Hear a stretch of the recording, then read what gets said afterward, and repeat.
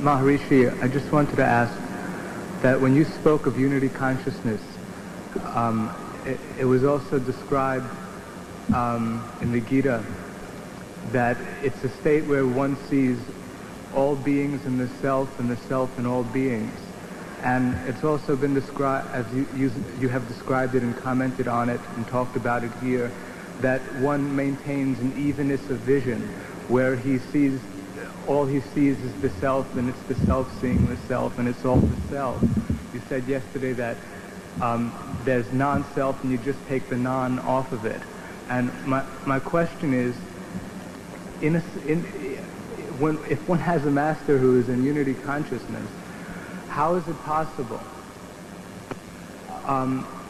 granted the fact that greater activity has within it the ability to be less active, but can you go a little bit into the mechanics of how it's possible for a man who sees everything as pure joy, as pure bliss, and no differentiation in that, how is it possible for such a one to see problems in the world, to see the sufferings in the world, to be able to help people like that? One thing is very important for us to understand, that a man in unity does not try to mix up. He has the reality of the object. Now, everything in terms of oneself, this is the reality of perception. Everything in terms of the self, wherever the perception, everything in terms of the self. Anything that comes within the range of perception, that thing is in terms of the self. This does not mean that everything in terms of every other thing. There is a very fine difference in that,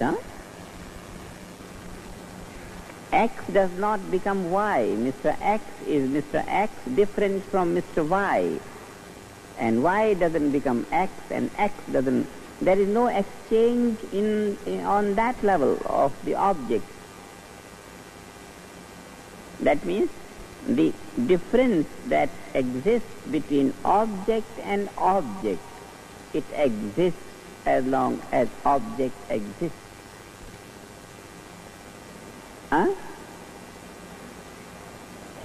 Where is the drop of difference between the subjective and objective value? Not between the objective and objective value. There is the harmony of every object with the self. It's a very important point to understand. Otherwise, the state of unity will be creating a mess in the creation of the God who likes to enjoy the difference. The Creator has created the world in difference. Difference is his cherished play. And though the difference between the object and the object is not eliminated, what is eliminated is the lack of ability to enjoy the object in its infinite value. Lack of our ability to enjoy the infinite value of the object.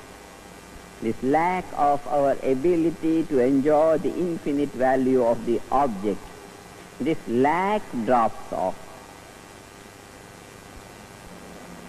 So the difference between subjective and objective value, subjectivity and objectivity, this difference drops off. Harmony between the subjective aspect of life and objective aspect of life. The harmony between the subjective aspect of life and objective aspect of life. This harmony becomes more and more and more and more, and it becomes more than the most infinite, eternal, unshakable harmony between the self and the non-self.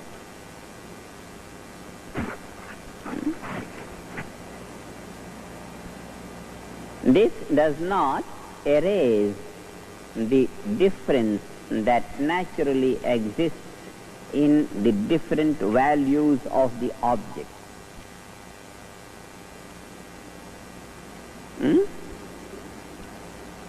This is very important.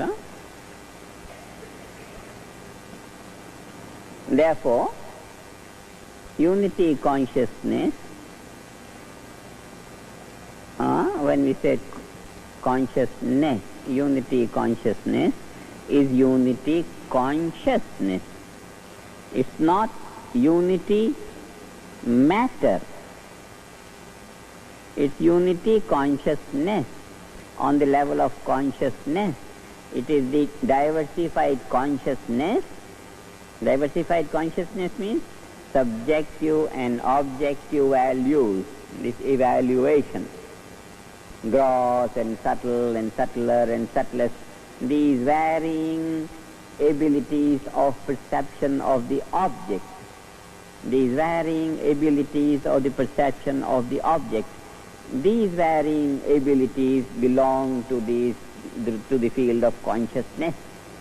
And when we say unity consciousness, we mean consciousness has gained a state where these varying qualities no more exist. It's unity, non-variable ability to evaluate everything in terms of infinity. Now, the ability is non-variable. Consciousness is non-variable. Consciousness will evaluate everything in the infinite value. And the infinite value is the value of the self, which one has already been experiencing since one has gained CC. So that state of awareness with which one is familiar since one has gained CC, that now becomes non-variable. Because from CC it varied into GC, and now another state of variation and unity. And now in this state, that consciousness is not going to change anymore. It is non-variable. That is why we say unity consciousness. Now it's not going to go through the steps of change or modification. No more modification in that state of consciousness possible. The highest development of consciousness has been gained, and there are no more chances for any further development of consciousness, and we say this is that plateau that has been reached. Nothing is higher than this plateau. Nothing is more than this plateau, consciousness of unity. No more chances of modification. In this state of consciousness, every object is viewed in terms of infinite value, same value in which the subject has been experienced so far. The self has been experienced as non-variable awareness throughout the state of CC. Everything was being experienced, but the self remained uninvolved. And this non-variable state of the self, this state of consciousness, is now established forever, even with reference to all the objects in UC, unity consciousness. And then we say unity consciousness. The awareness of the self is no more varying when the object is open to perception, because the object also has omnipresent being. The omnipresent being, being is omnipresent.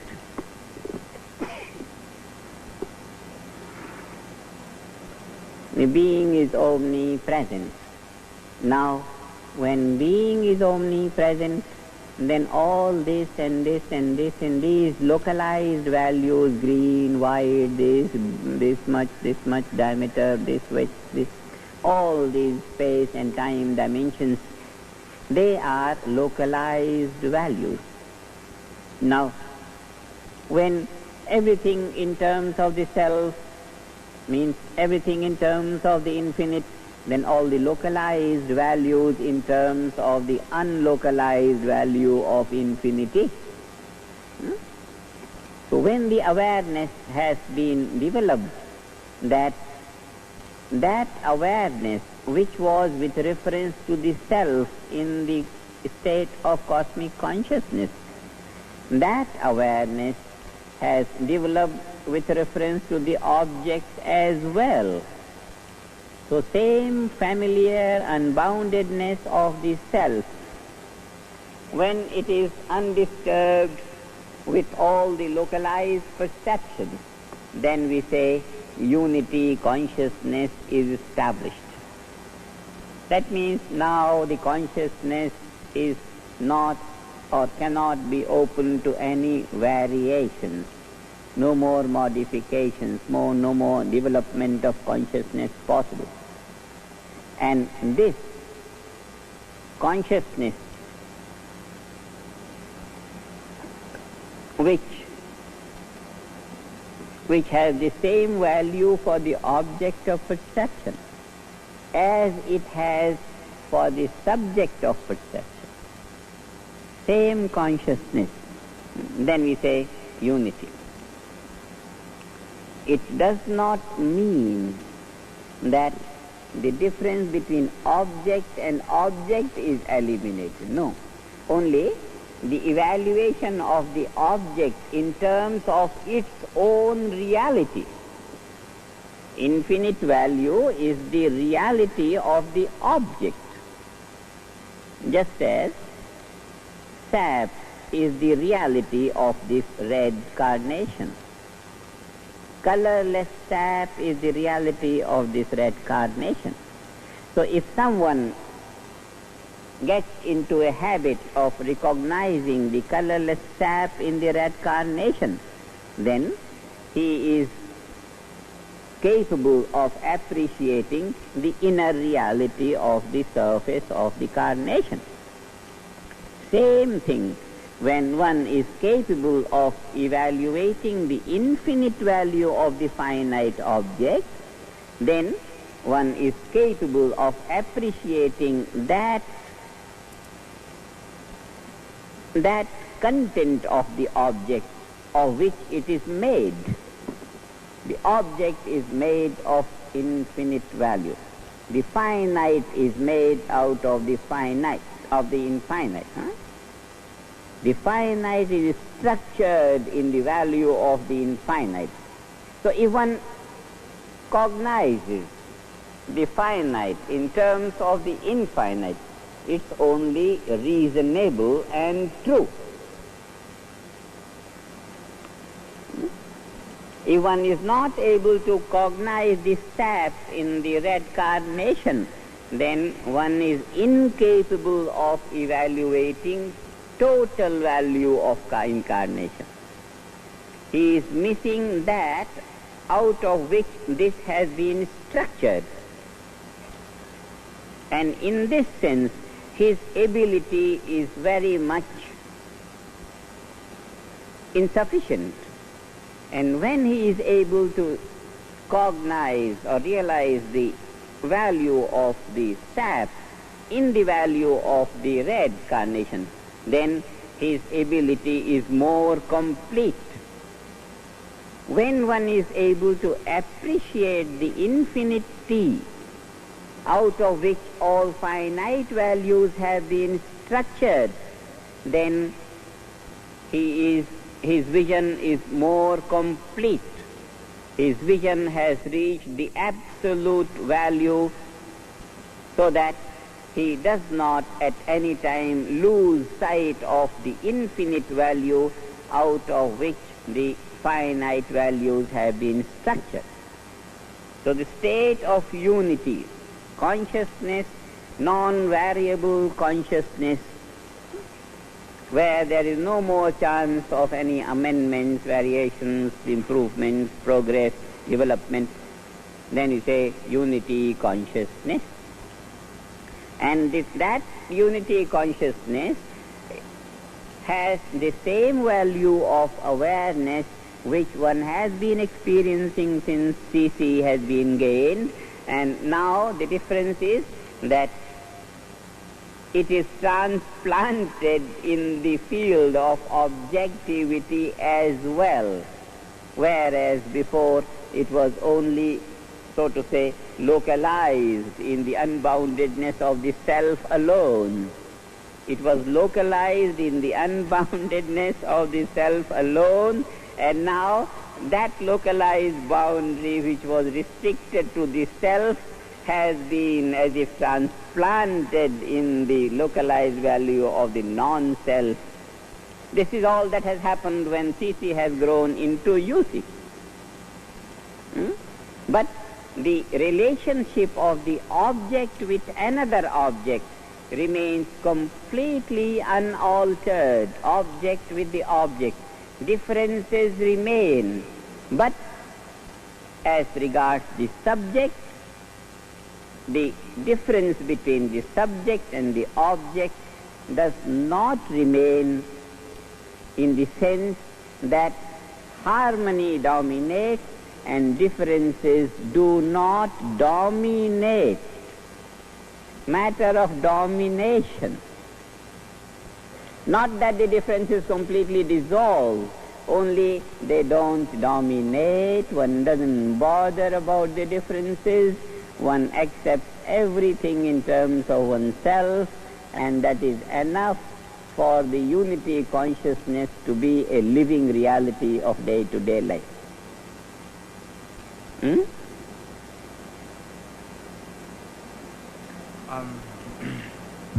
Just two more points of No, further, sure. just two more points of further refinement in the same context. When Maharishi, when you say sees, Yes. and in God consciousness, when you said that, Sees. when you said that the finest level of the relative is appreciated on the level of the gross. Now, does that mean that you've also mentioned different things happening in the body because of purity, the digestive system is... Of course, Yeah. because the perception is only the outcome of the functioning of the nervous system. So more efficient functioning of nervous system alone raises our value of evaluation. Right. Now, from a physiological... Yes. From a physiological point of view, Yes. with the eyes, when I'm looking at my pen, now in GC, when I'd be looking at the same pen, if it's still here, my eyes would be actually seeing the rapidly and constant changing movement of the electrons or whatever like that? Is it like that actual type of seeing? Physiological type seeing? Just compare the vision of a friend in the state of stress and when we are unstressed. In the stress, we impose all bad to him. In the relaxed bliss consciousness, he is all good. Just that much difference. The value of a thing is very, very great and loving and attractive and everything in God consciousness. Not that we look at moving electrons and all that.